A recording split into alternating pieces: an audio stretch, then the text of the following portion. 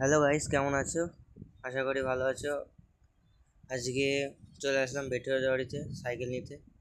আমাদের ম্যাচপাতা উচ্চ বিদ্যালয়ের সমস্ত ছাত্রছাত্রীগণ দাঁড়িয়ে আছে। দিকে ছেলেরা, ওদিকে মেয়েরা লাইন দিয়ে আছে। তো এখানে বেটুয়াবাড়ির মৎস্য বাজারে সাইকেলগুলো দিচ্ছে। ওই যে সাইকেলগুলো আসছে দেখতে পাচ্ছেন। সাইকেল ভালো লাগলে কমেন্ট, শেয়ার, লাইক করবেন।